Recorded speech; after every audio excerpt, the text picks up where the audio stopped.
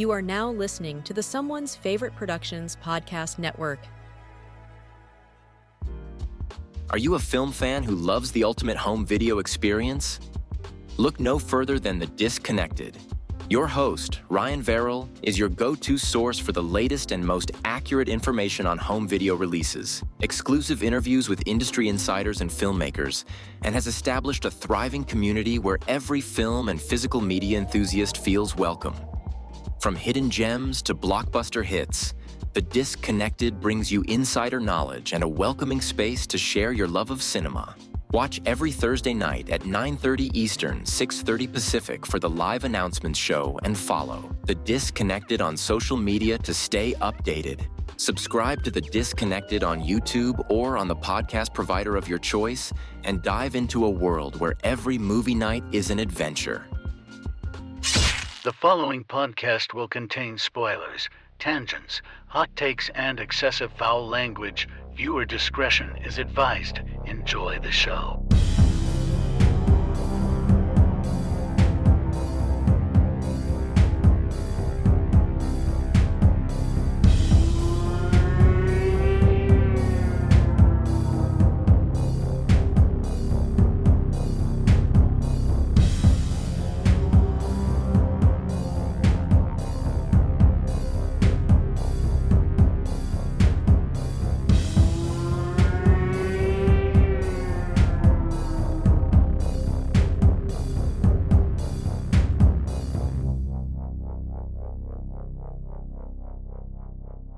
Welcome back to Frightmares Podcast. I'm your host, Austin Proctor, and joining me today for episode 378 is my good friend, Derek Ferreira. How we doing? I'm doing wonderful. Wonderful. How are you? Oh, just living in existential crisis mode just every day. It's wonderful. Every day I just wake up screaming. It's a fun time. I recommend anybody out there, if you're experiencing the same level of existential dread and fear and stuff, screaming into a pillow is great.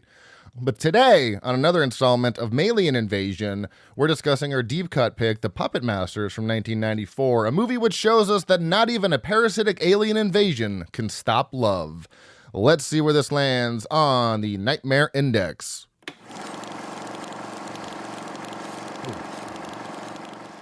Had the wrong shit open. I forgot we got to do recently watched. Oh, it's been really hard to keep up, okay, with the screeners and the movies that get sent in, and then new horror movies, and then podcast movies, and then just other things I would like. It is very hard to catch up. So, what have you been watching? Probably some of the same stuff as me, and that's cool, because then we can both talk about it. So, tell me about the last week or so. That's bad though. What's That's bad? What's bad?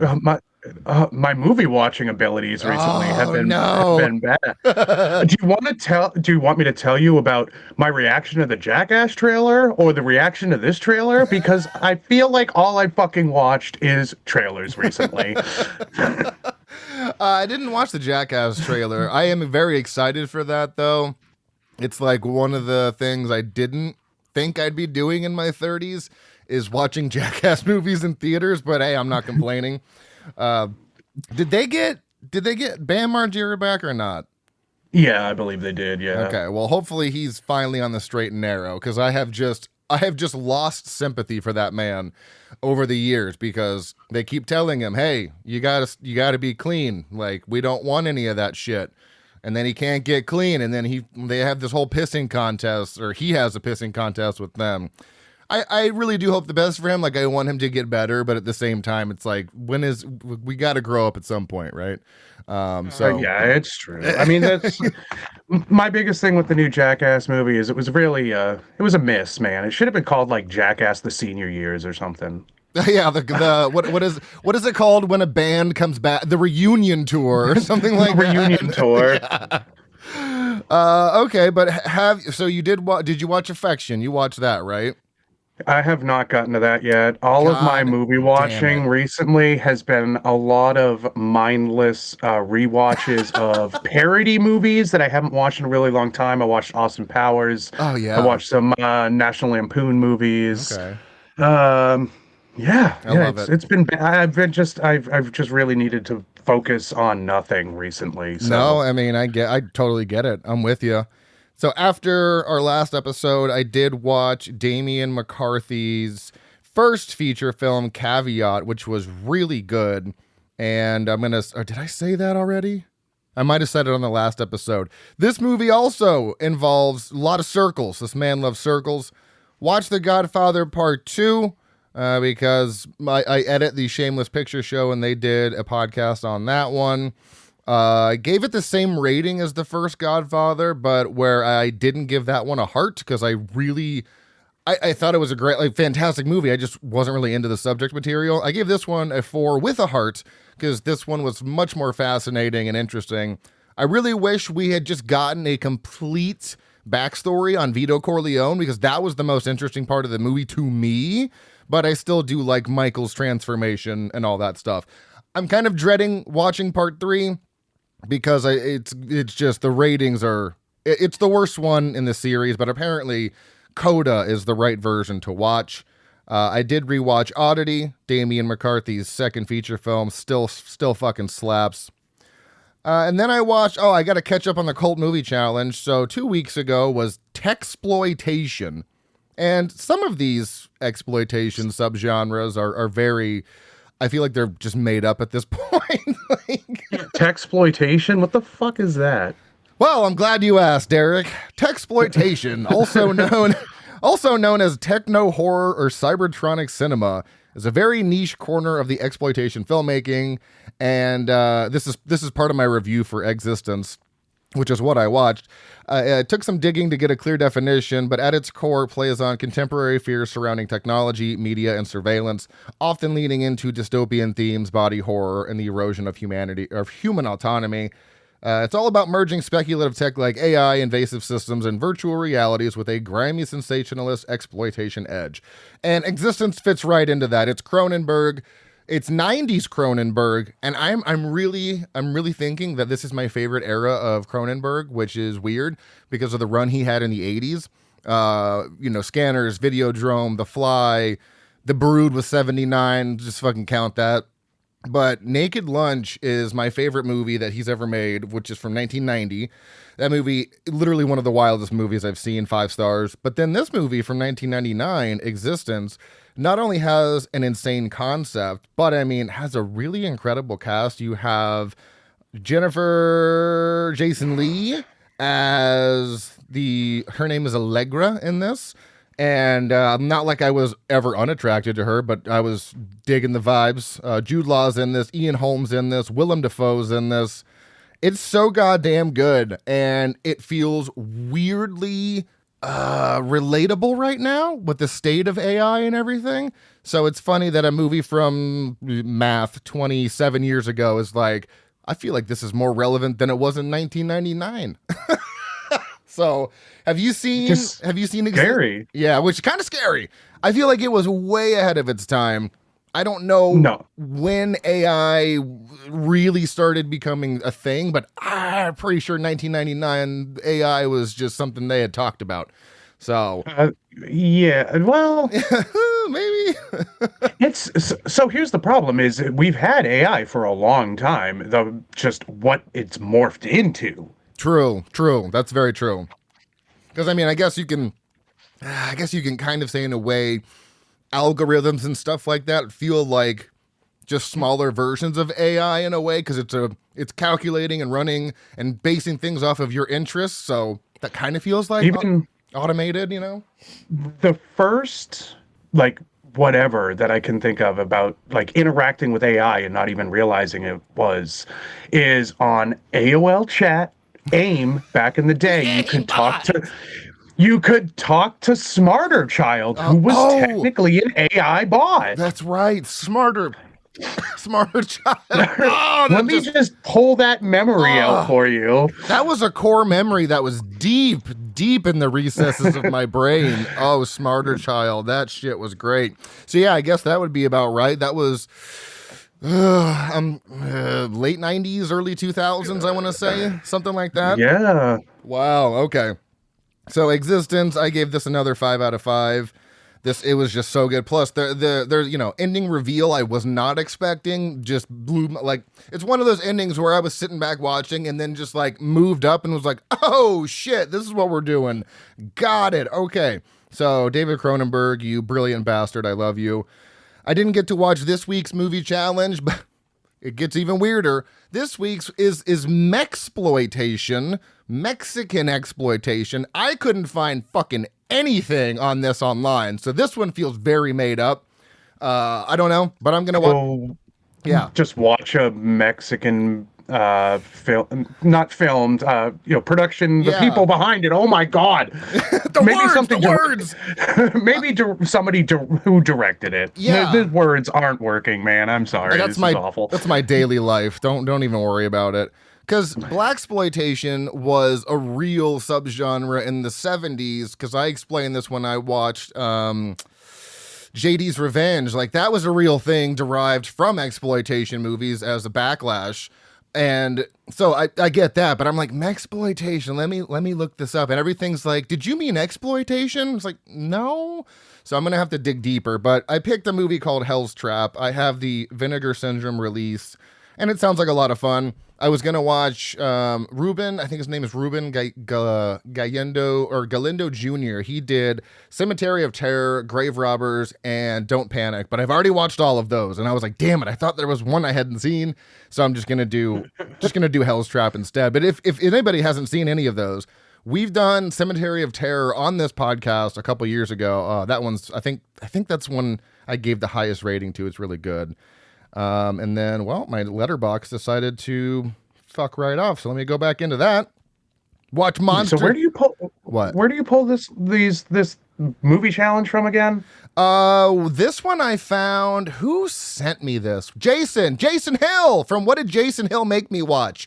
He sent over this. It's a Letterboxd challenge, much like Hooptober.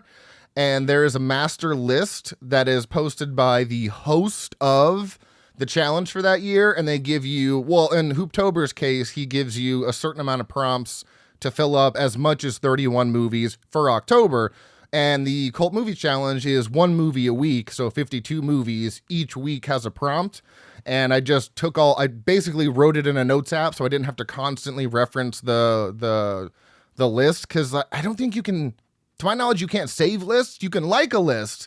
Maybe I could go find it in my likes, but I just wrote it all down. So that's what this is. It's I don't know how many times they've done it, but I'm going to continue to do this because I have just experienced so many films.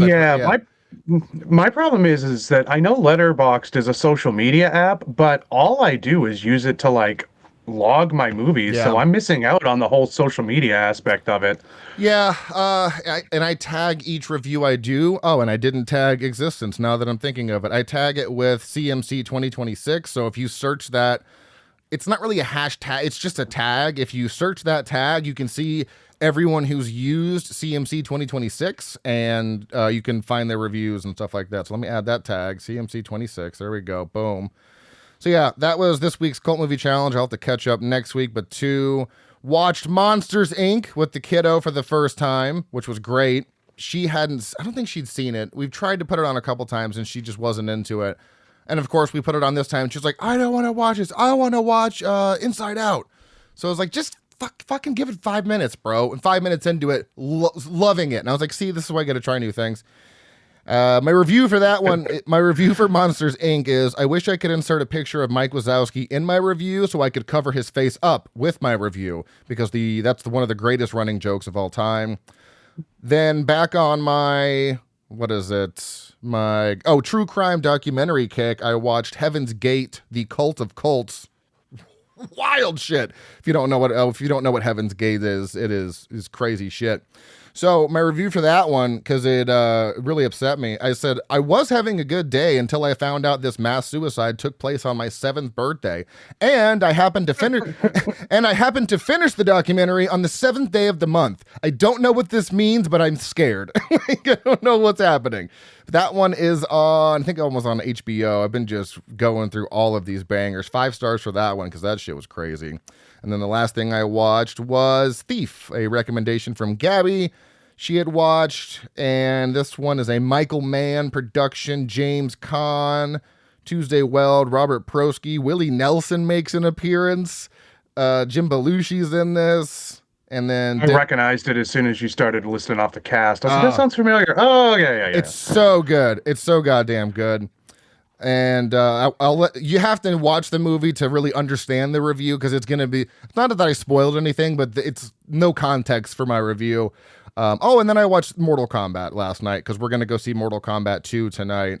And my review for that is people literally don't know how to shut their brain off and enjoy dumb fun. The average rating of Mortal Kombat, the 2021 version, is 2.5. I'm like, what? That movie was fucking awesome. It was bloody. It's so good. Yeah, I had a lot of fun with it. I just like, I don't know.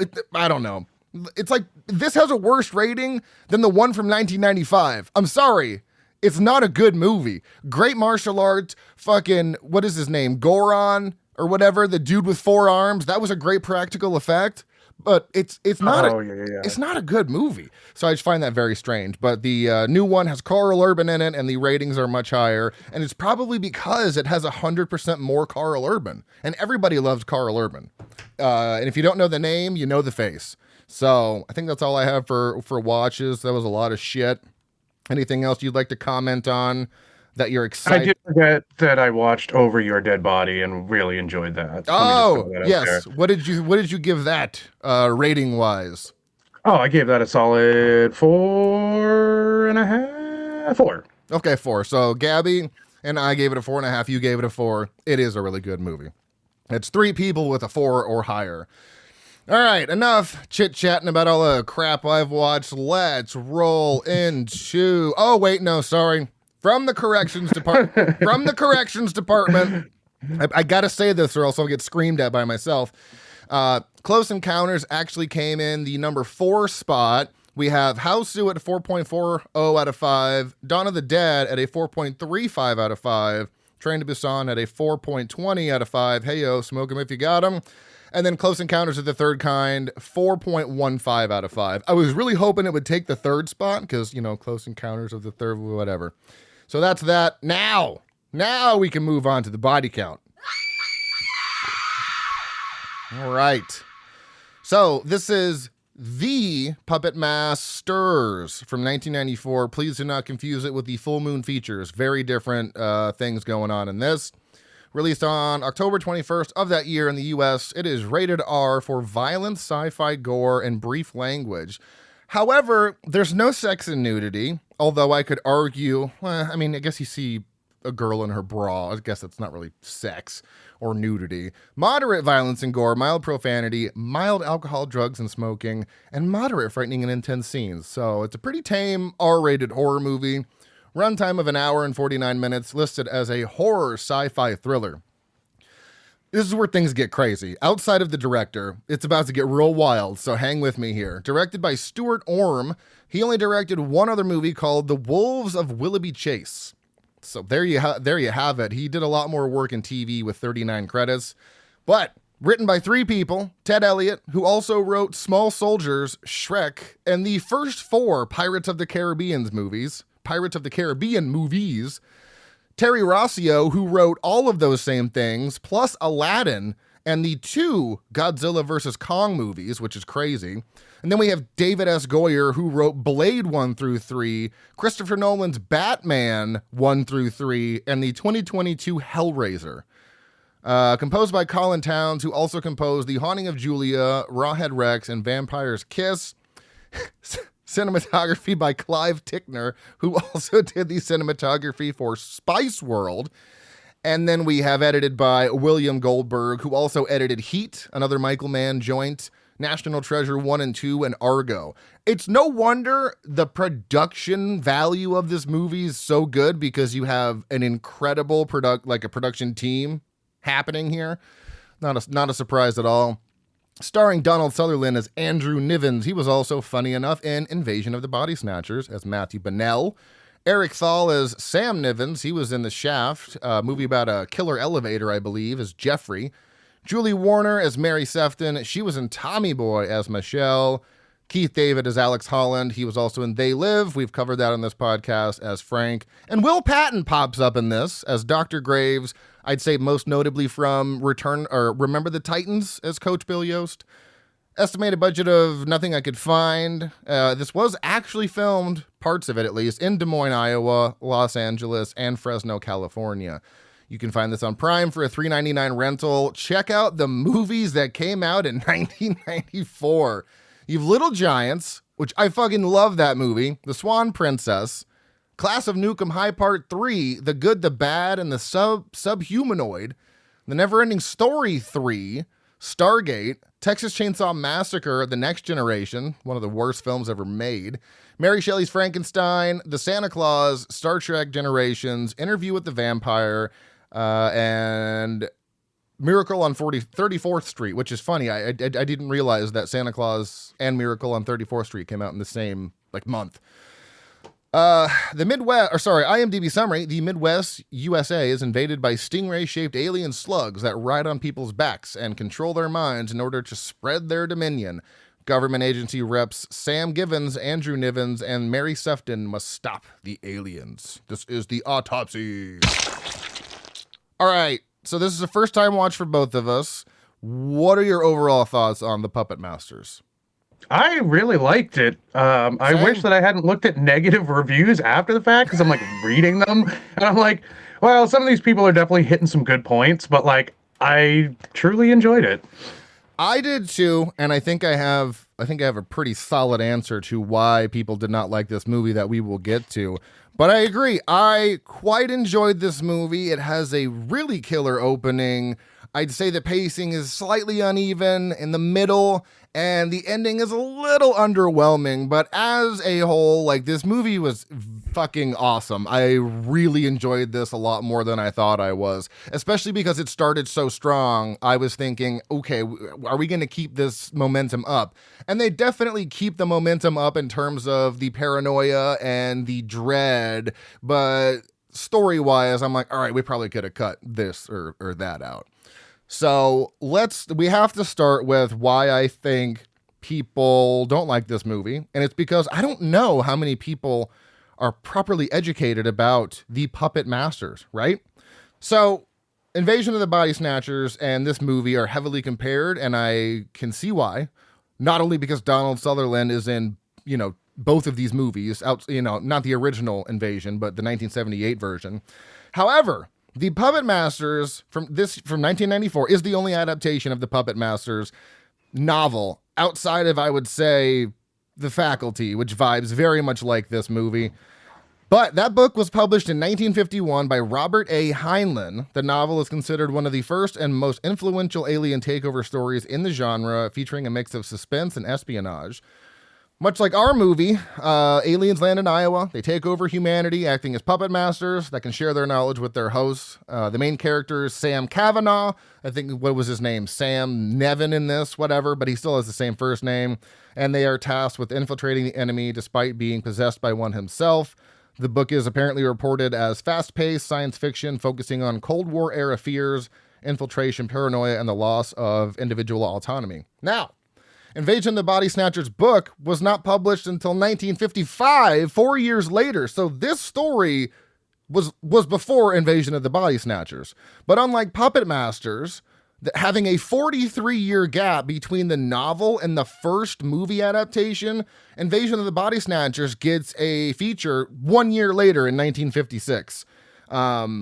They retitled it Invasion of the Body Snatchers because the book is just called Body Snatchers or The Body Snatchers. And then 22 years later, it would get another, a remake in 1978. And then 1993, they did another remake, I guess, called Body Snatchers. And apparently there's one from 2007 called The Invasion, but I don't know much about that. So I don't know how. It's Nicole Kidman in that, I believe. I'm into it. I just don't like all her fucking ads at AMC. So apparently that's loosely based on this. So, and the original novel of Invasion of the Body Snatchers is very much just like the iteration I've seen. Seed-like pods drift from space, creating emotionless physical duplicates of residents, replacing them while they sleep. And then the main protagonist, and that is Miles Bennell, uncovers the plot fighting to save the town's humanity. So I find it very interesting that The Puppet Masters was made first, technically, book-wise, but we didn't get a movie for 43 years. Why is no one talking about this? I feel like people just don't know. Did you happen to know that? I did not. See, I didn't either. And I think we talked about this on our Invasion of the Body Snatchers episode last year, but I don't remember how much detail we went into it.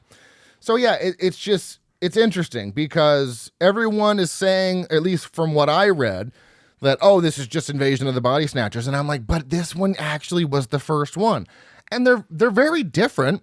One is something that creates this pod while connecting all of these fucking tentacles to you, and it replicates your body.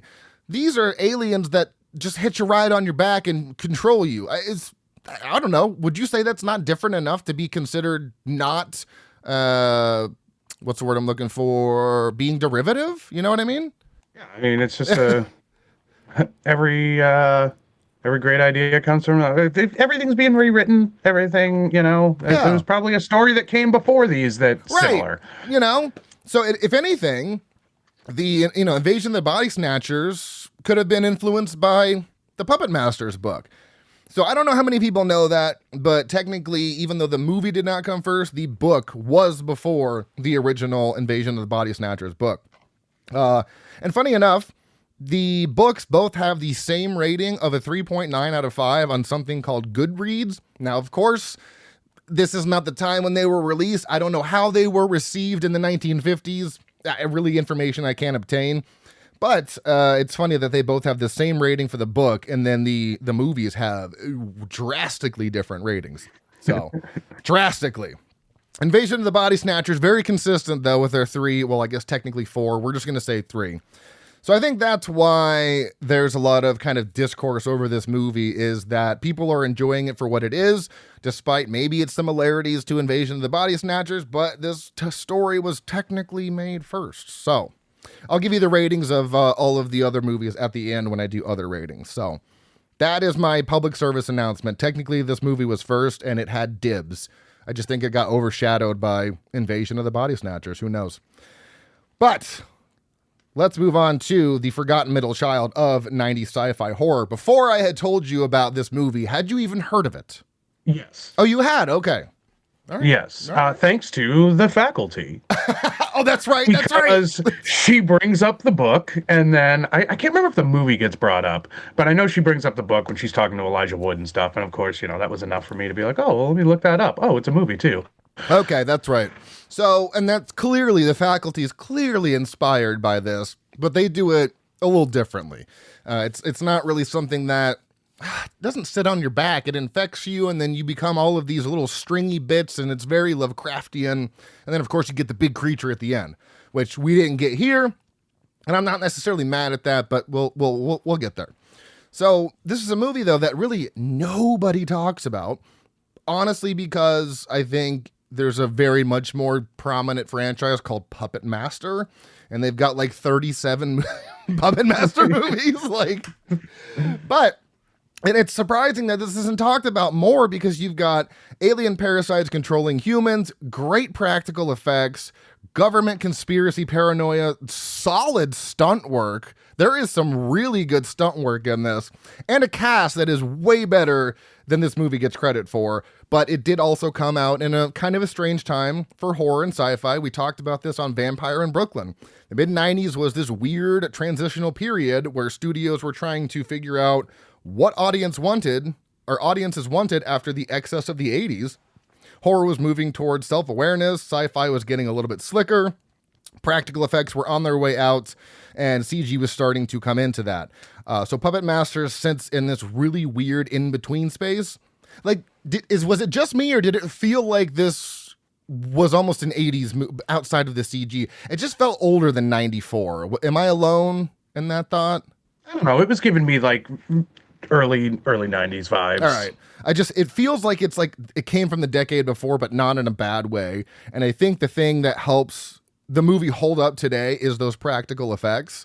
That's where this movie gets a lot of bonus points from me. Now, yes, there was a very, very few, sparsely used CG. It wasn't horrible. Like when they touched that bubble to go into the hive, That was CG. Yeah. But like, whatever. The whole hive was fucking practical. I'm not gonna get angry over one little CG thing. And then every now and again, the little stingray would be CG when it gets hit in the rotor blade of the helicopter.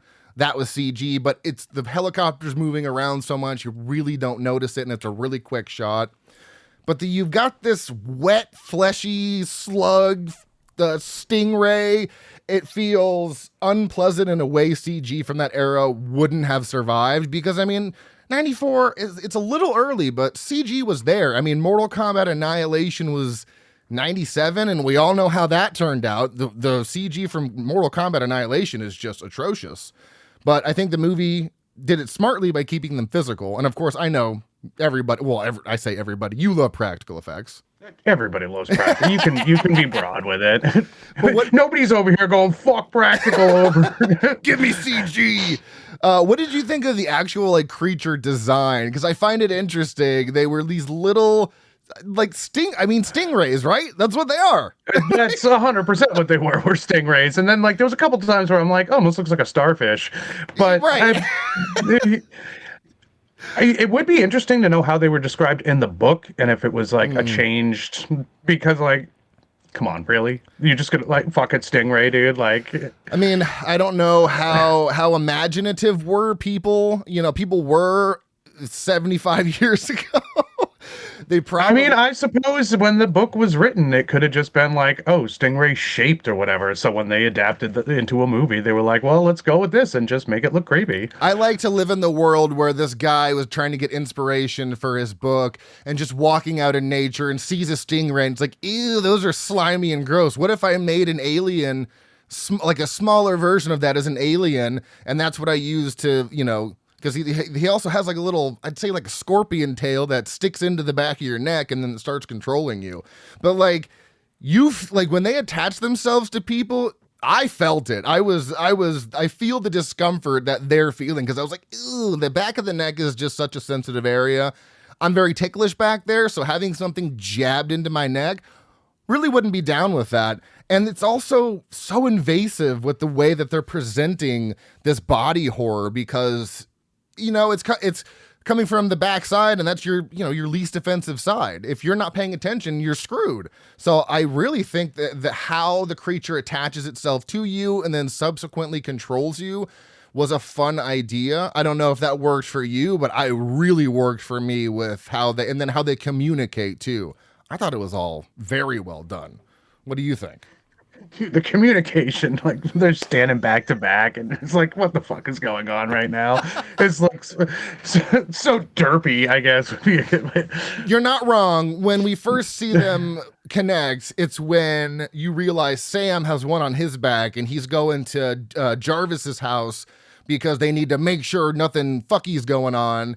And he opens that box, and it's just all these eggs, I guess, very 1979 Alien style, because then it opens up in his hand, and I'm sitting there we're gonna throw that thing, we're gonna set it on fire, what are we doing? And then he has this demented look on his face and then attacks the guy, and then of course he comes into form as an alien. Then they turn around and basically start having sex with their face parts.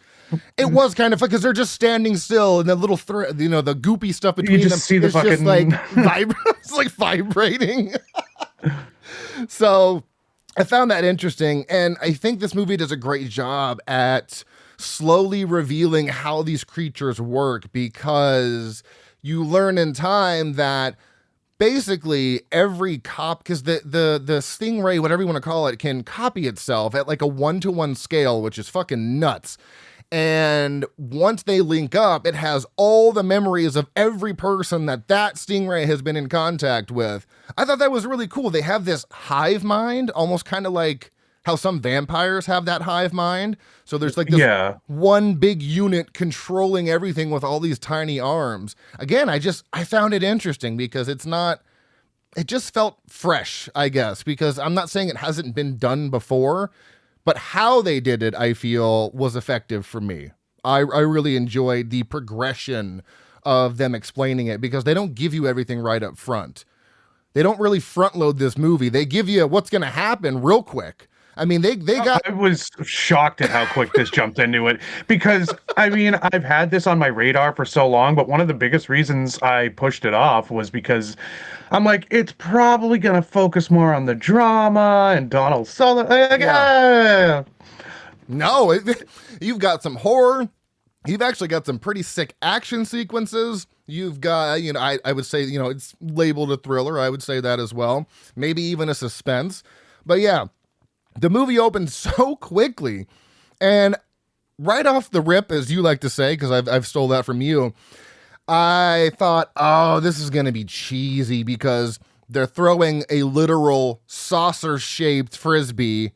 And I'm like, all right, that's kind of on the nose. And then they see this thing in the sky that shoots down to Earth. And it just kept getting worse. And then the three kids run into that guy, and then they smack him with the bat. What the fuck's going on here? And then they explain they don't explain why the kids hit the guy with the bat. But it contextualizes itself once you realize how these things spread. But the thing that hit me the most was when Donald Sutherland was talking to his son. Like, a news TV camera crew came out here to do like a news spot for cable, and they said a UFO landed here, but then an hour later they claimed it was a hoax, and I was like, aliens! They've already attached themselves to these people. The fuck is going on here? So the movie contextualizes the first part of it by later explaining what's going on. I thought that was fun, but I mean, 7 minutes in, because I clocked this, I was curious. The plot is laid out.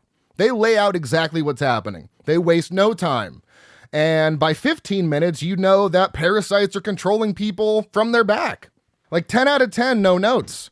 I have no notes. In the tests that I loved, I mean, this is in the first 15 minutes, Mary's like, no one is looking at my boobs and I am presenting them. Something is off here. And I was like, that's a solid way to test men. Like she leaned over that guy. Teenage boys. Right, especially the teenage boys. That she was like, that's kind of strange. And then leaning over the desk at that guy when they were talking to him from the news station. Didn't even glance. And I'm like, I can't argue. That's a great way to test this. So I thought that was great as well. And then you even get not a car chase, but you get a car barreling through town with someone attached to the side of it, and then he just gets plugged by that telephone box. Oh, that was fucking great, dude. It was you could tell it was a dummy. Great use of a dummy. Like, again, 10 out of 10, no notes. Nothing I love more in a movie than a dummy. Oh, yeah.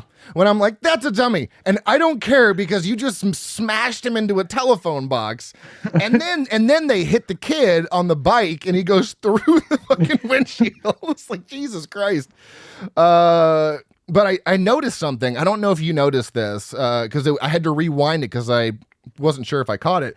When that happens, Jarvis doesn't express any emotion in the front seat, and I sat there like, he's got a parasite on him, doesn't he? And he crashes through the window, and like he's just kind of like pushing him out of the way, and I was like, motherfucker's got a parasite on him. Like, son of a bitch. They already kind of showed that this dude is emotionless. But then, like, that was like I'm not like actually trying to help right now. I'm just trying to push this fucker out of my way. He seemed more annoyed than anything. Like, this is, oh God, can we not have this happen?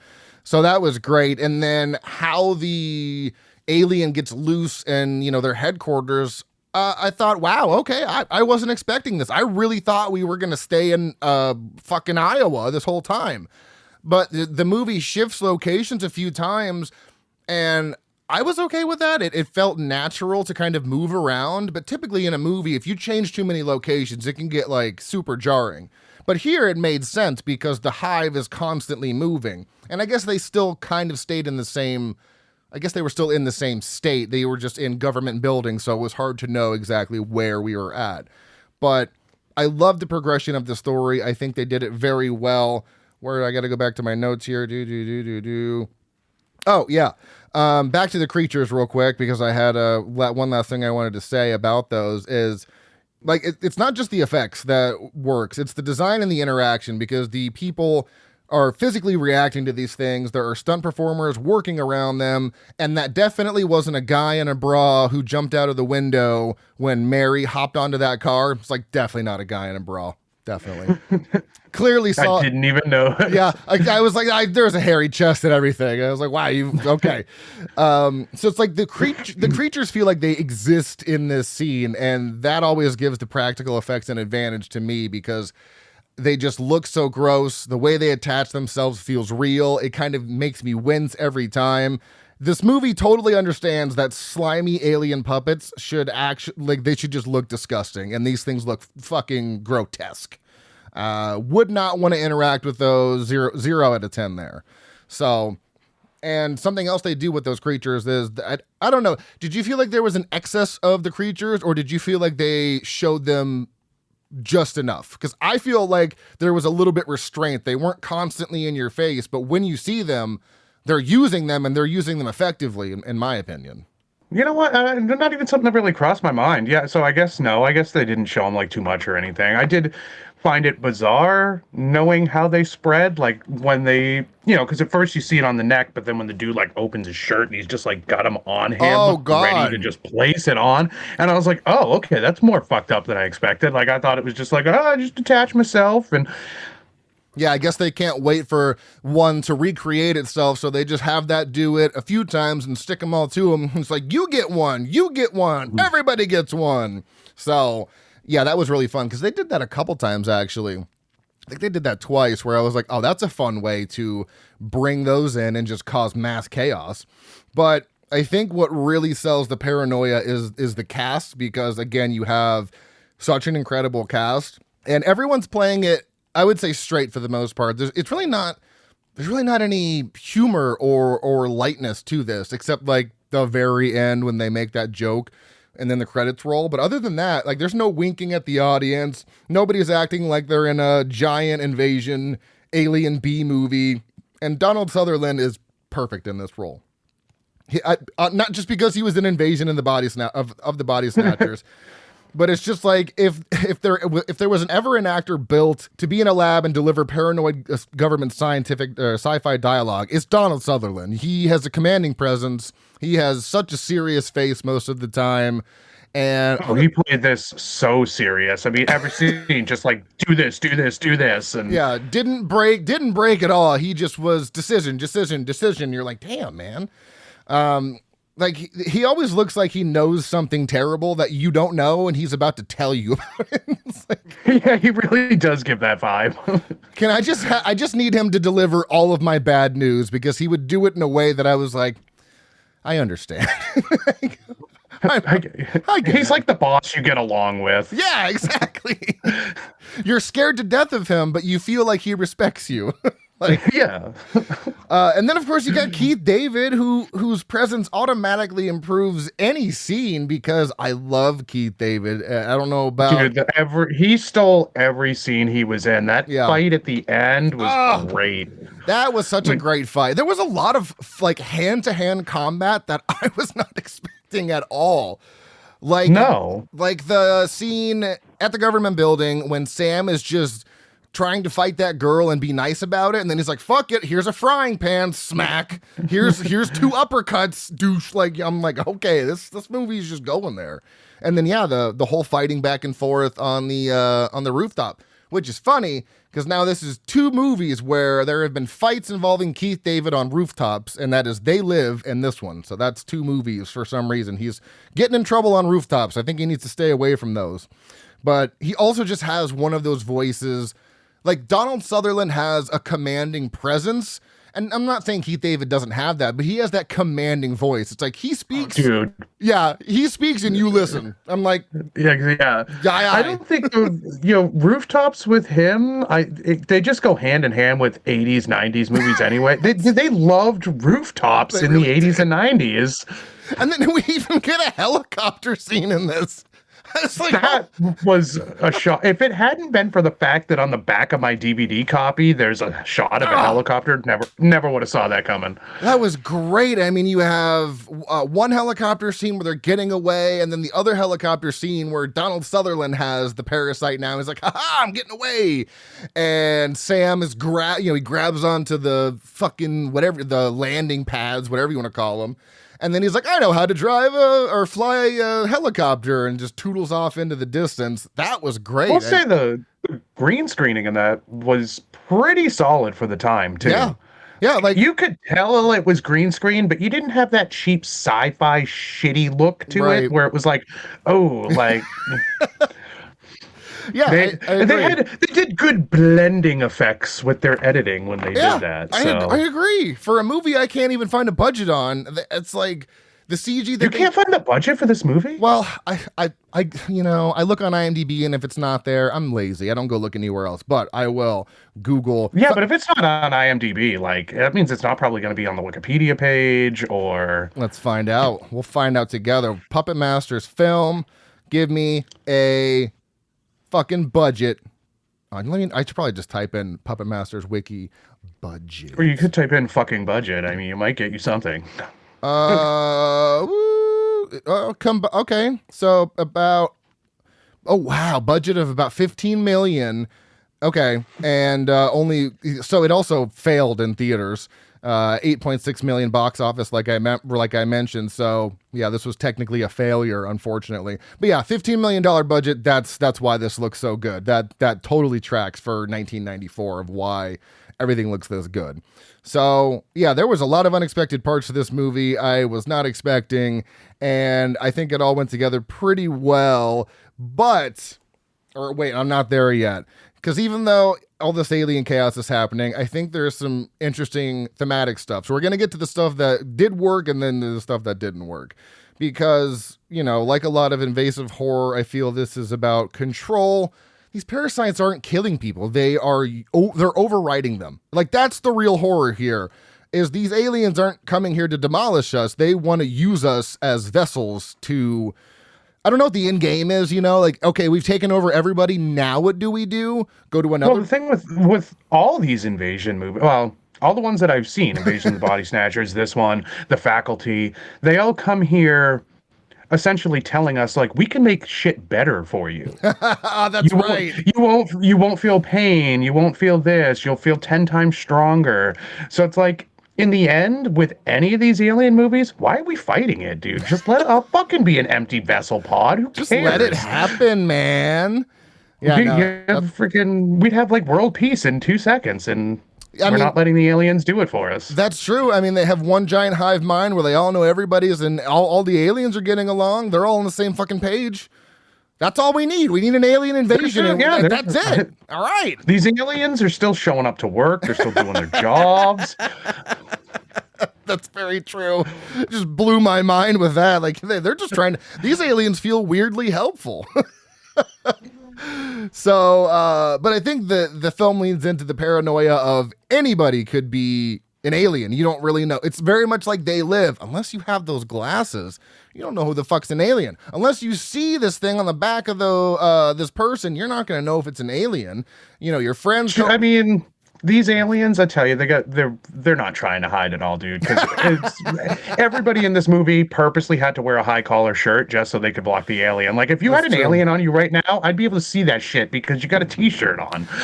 That's funny because when they went into that other government building to unleash hell there, Sam and the guy he got at Jarvis's apartment, I could see a little hump back there, and I was like, okay, cool. They probably have something under there because they both had a slight hump. But then when when Sam was at Mary's house, at one point she lets the cat down, and I remember looking up at her shirt, and I'm like, okay, there's nothing under there. And then she takes it off and it's there, and I was like, I'm seeing the lines here. He goes to reach for her back, and as soon as she pushed away the first time, I was like, Parasite. Bitches.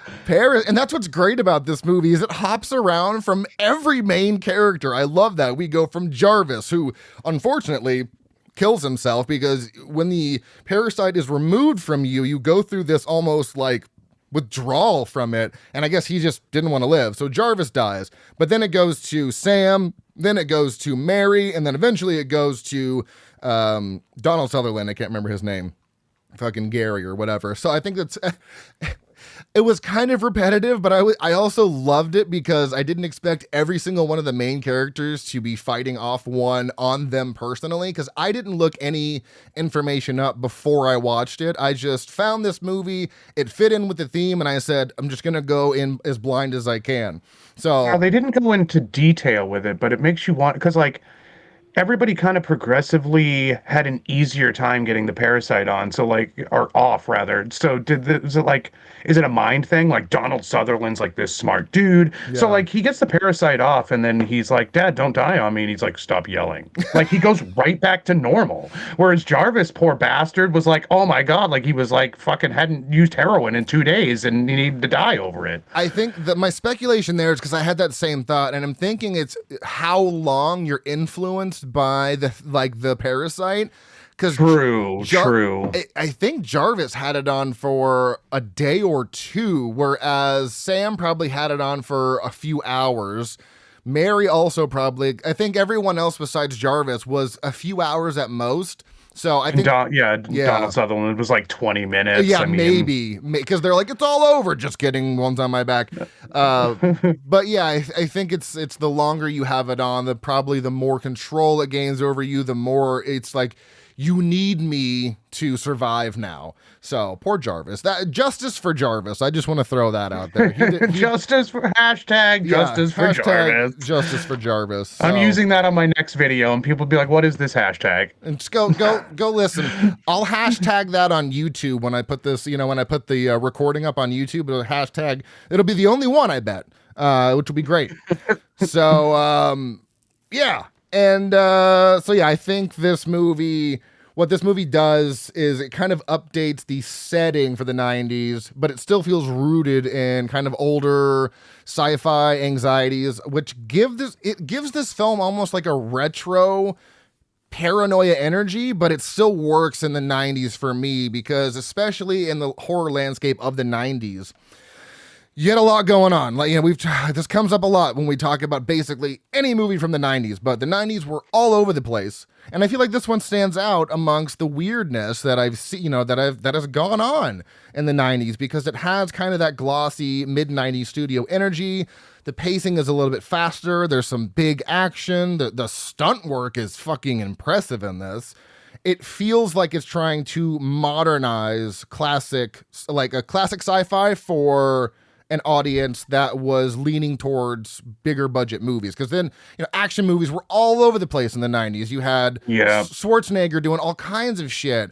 That's what they threw at the wall, and that's what stuck in the 90s. Right, is action, like all the action movies. So I think, and I just can't believe it didn't work during that time. Maybe it was because it came out in October and there was a lot bigger movies that were, I don't know the reason.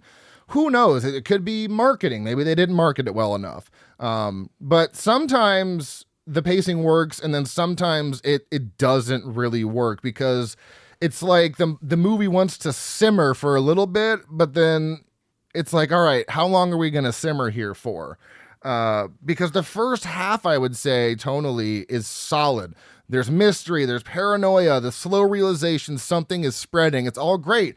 But then when we get to the larger alien invasion, it starts to get a little uneven. It's like introducing bigger action beats and broader stakes before really the emotional tension has peaked here. So it's like they were running in the beginning and like, fuck, we gotta pace ourselves and slow down a bit, but we're gonna introduce all this other big stuff. And then by the ending, they introduced all of this massive, the hive and all that stuff. And then by the ending, I was like, I kind of felt underwhelmed, like just slightly, because it was a happy ending. I was like, how do we go from world? I did not expect a happy ending with this at all. I thought for sure it was going to be an ambiguous, like, oh, are the aliens still out there or not? Like it pans down to an alien egg that's like, moving around or whatever.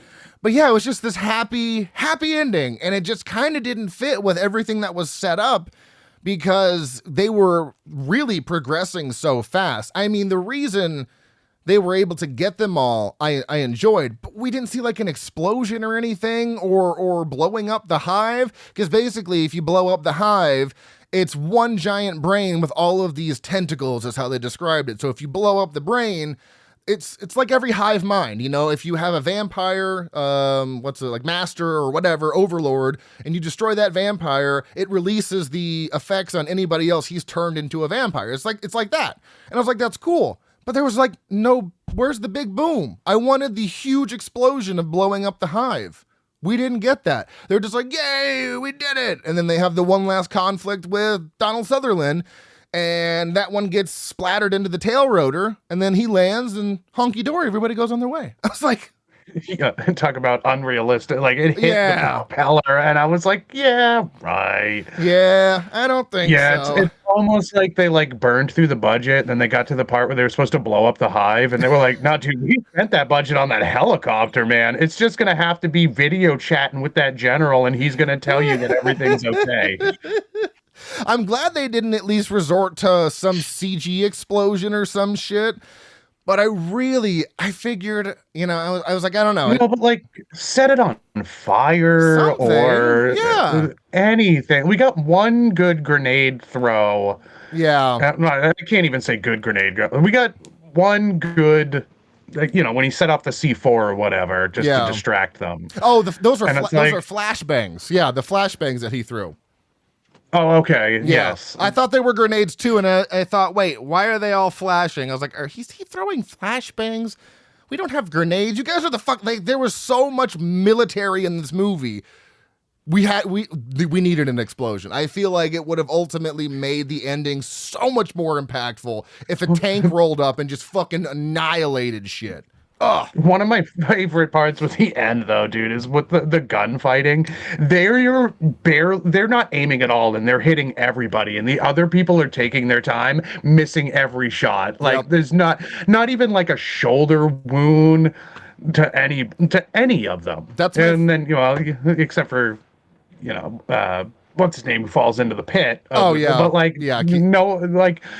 everybody else just get dodging, but he's running with the girl while he waves his gun in the background, hits every single person. That's my favorite trope in action movies, when it's 1 on 4 guys, all with automatic weapons, and he has a fucking semi-automatic pistol. He's like, douche, douche, douche, douche. Done, I'm out. It's my favorite. It is so unrealistic. But it was fun to have that. I felt like we were leading to a big, just a big wrap up with all that was happening towards the end. And then it was just woohoo, we saved the day, and we're going to go off and get married now because we're in love. Because, Mary could see, Mary knew everything that fucking Sam knew because she got connected after him. So she knows that, he's in love with her and blah, blah, blah. And then at the end, it just felt like, well, was this just a horror, a romance horror movie the whole time? Really did. They tried to hit every single friggin' beat that was popular at the time. So it starts off strong, like you said, and then it did lull a little bit, but then they pick it back up. And then, oh, dude, that's total 80s, early 90s trope to have that one last joke right before the credits roll. And I'm like you said, it was completely unnecessary because it's nothing else in this movie hit that beat, so you probably should have just clipped that out real quick at the end and rolled the credits quicker. I was really hoping that we'd see half of the alien or something that had fallen after the helicopter scene, just limping towards something, and I don't know. I just figured, is it over? Because I love the cheesy endings of sci-fi movies of the 50s and 60s. It's the end, ? I love that shit. And I think that's why ultimately Invasion of the Body Snatchers, 78 version, is definitely a stronger film, because obviously 70s, everything was practical effects. And the ending is just so it's bleak. I know you haven't seen it, so I'm not going to ruin it, but it's got a great... oh my God, I've seen the ending before. That's one of those movies where too bad if I didn't want a spoiler because the internet exists. Yeah, that's Donald Sutherland. Yeah. It's so good. It's such a great bleak ending. And this one I wasn't sure what we were going to get. I was hoping for a bleak ending, and of course we'd just get a happy-go-lucky, jolly do down the street. So it's not perfect, of course, but I still enjoyed it. I'm going to reiterate, the practical effects, the strong performances, the fun stunt work, and there was enough paranoia-fueled horror to separate it from more generic alien invasion movies. It didn't reach the level of the classics it's inspired by, even though technically it came first in the novelization, but like, I feel it understands the assignment to a degree. It just tried to do too much. We're trying to throw all these different things at the wall, and most of them are falling down by the end. So I think that is all I have on the Puppet Masters. You said you had the DVD? Yes. Where'd you grab that from? A yard sale. Okay, so how long have you had this? I only got it end of last summer. Oh, okay. All right. So I got because if you would like to buy this physically, there is obviously a DVD, as you mentioned. I bought the Kino Lorber Classics version. It is an out-of-print title. It ran me, I think it was like $35. It wasn't terrible, but obviously more expensive than a traditional Blu-ray release from Kino. So it is it's a little hard to attain. But I find it's funny that it's out of print. Obviously, people bought the shit out of it, and now it's out of print. It's not like something you can just go and grab. Or maybe the slip is out of print. I don't know. I wanted the slip cover with it because all my other Kinos have slip covers. So maybe I'm pretty sure you're right. Okay. It's one of those. It's definitely harder to come by on both. You know, I need to get at Kino Lorber and ask them, when is our Puppet Masters 4K coming? Because the Blu-ray. Oh, dude. Yeah. If they still have rights to it, it's coming, because Kino's slowly been pretty much redoing most of their titles. I mean, it's going to take a long time with Kino, but I mean, that's what Shout Factory started doing after a while. I was like, all right, I've already bought all these on Blu-ray. I can't just keep buying all these on 4K, but I would love a 4K. No. Yeah. I'd love a 4K restoration of this. The Blu-ray still looked pretty good, but I think the 4K would push it over the line of being like very visually striking. Any final thoughts, closing arguments, questions, concerns on the Puppet Masters? No, really. I just want to point out the one thing that I read in reviews that a lot of people said was that it felt like a made-for-TV movie. I disagree. Yeah. It felt like the episode of a TV show. Yeah. Have you ever seen Sliders before with Jerry O'Connell? Oh my God. I think where they jump through parallel universes. Okay. Jason has told me to watch that and I haven't. So now it's time. It's time. Jason, don't be mad at me.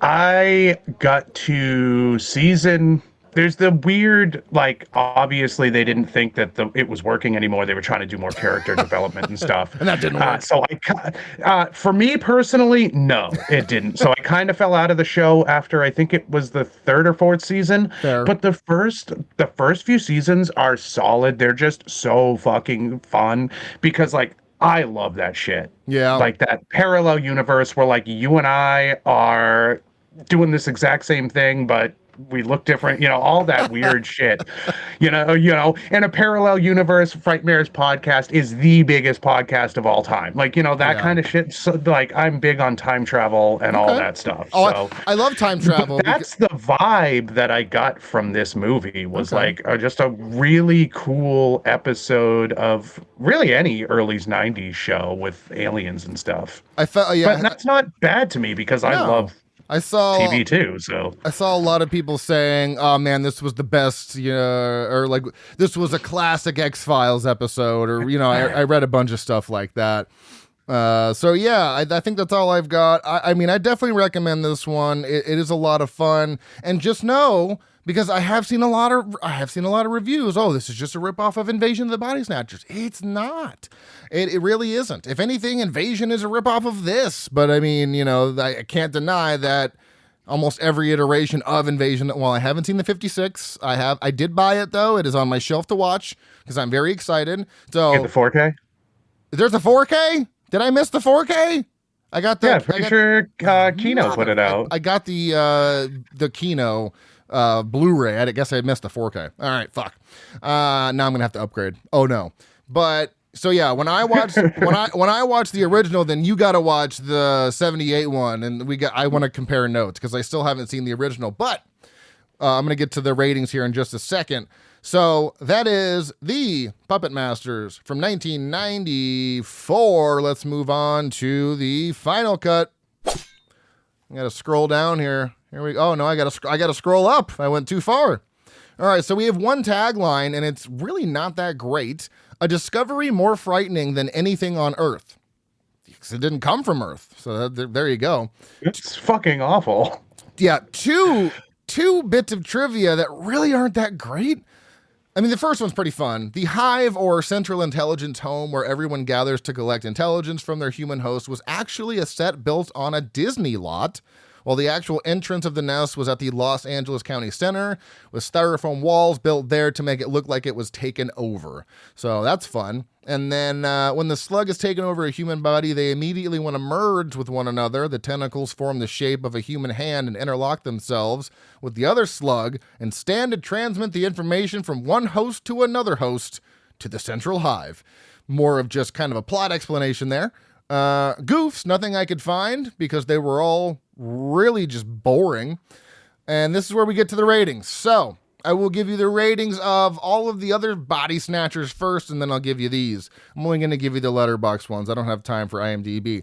So the original body snatchers from 1956, 3.8 out of 5. The remake, 1978, 3.9 out of 5. And even the body snatchers from 93 has a 3.3, all higher than this movie. So our movie here is a 5.9 out of 10, which equivalates to a 2.95 out of 5 on our scale for the Nightmare Index. Also has a 2.9 out of 5 on Letterboxd, 29% on the Tomato Meter, and a 30% audience score. Where does this land for you? What rating? I gave this a 4.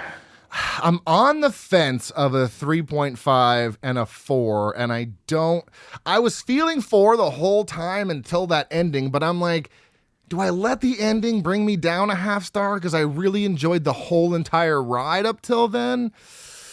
I'm going to settle on a 3.5 for now. But that could obviously change with the rewatch. So that gives us a Nightmare Index of 3.34 out of 5, which means this is sitting, this is tied. Is that the bottom? Oh, it's not. Okay, there we go. This is actually tied with Megan at a 3.34 out of 5 as well. I think this is about number 17. For some reason, the numbers didn't populate next to this like they should have, but it is 1, 2, 3, 4, 5 from the bottom, but still a good rating, you know? Like a 3.34 is much better than a 2.9, you know? Similar movies according to IMDb, you're going to be shocked by this. Body Snatchers, Virus, Puppet Master, because it shares the same name, Phantom, and Eyes of a Stranger. That one's weird. Similar movies according to Letterboxd, we have Skyline, The Tomorrow War, a sequel I didn't know existed, Beyond Skyline, District 9, and No One Will Save You. Okay, I told you to get funny reviews. The one time there's like no reviews that are under 4 paragraphs. I think I have 2 or 3. This is like the least amount I've come up with. But everyone is just going on about this movie. Like, I don't know. The best one I got was, wish this was the one with dolls. The one with dolls? What does that mean? Like, Dolls the movie? Stuart Gordon? No, like they wish that it was Puppet Master, the one with the doll. I'm dumb. Wow. All right. So I think I have 2. This is the best I could do because everyone was writing paragraphs, which I can't be mad at. But 2 stars from Whale Man. This is a pretty good piece of shit. And then this one's I really like this one. 3.5 stars from Stuntman Dan. If alien beings ever show up, keep me the hell away from Keith David. That man has abysmal luck dealing with them. And I have to admit, he kind of does between They Live, The Thing, and this movie. Wait, is Keith David in The Thing? Yeah, he's in The Thing. He's in The Thing? Yeah. Yeah, Princess and the Frog, They Live, The Thing. Okay, it is Keith David. I can't remember who I'm confusing him with, but there's another prominent, just big brolic black guy who I always get them confused because they're in so many movies in the 80s and 90s. But it is Keith David. Love Keith David. So if you enjoy the show, wait a second. Plugs. Get all your plugs out, man. It's time for you to tell everybody where they can find you if you can remember. I can never remember. I am on TikTok as HFK's Movie House. I'm on Instagram as HFK Horror Film Kid 48. I'm on YouTube as HFK 48. I need to stop changing my name between platforms. No, it keeps it interesting. It keeps it spicy. People really got to search for you, and I love that. If you enjoy the show, please. No, it's terrible. It's terrible.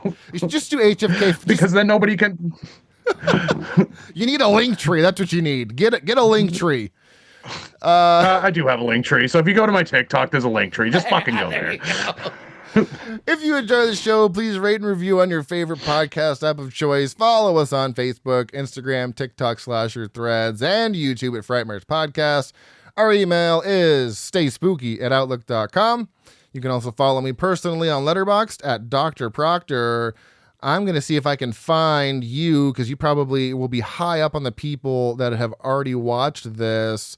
You are... Go to the movie. Go to the profile, you stupid bitch. It says you're just DF, but what's your... Horror Film Kid 48 is his actual handle, and he's just DF. You're just missing the T in the middle there, bud. That's all you're missing. DTF. I don't know if anybody will get that joke, but one person out there might be laughing.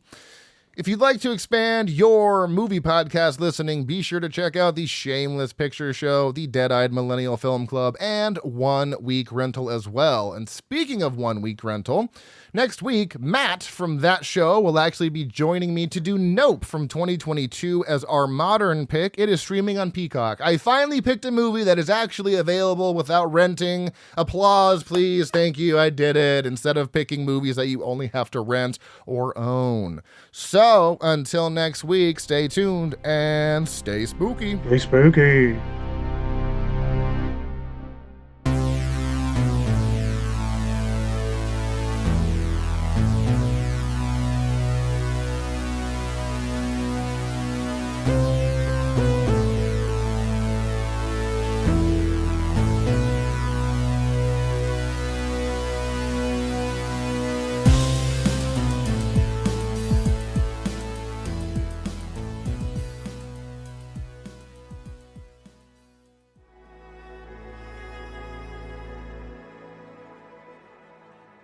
Thank you for listening. To hear more shows from the Someone's Favorite Productions podcast network, please select the link in the description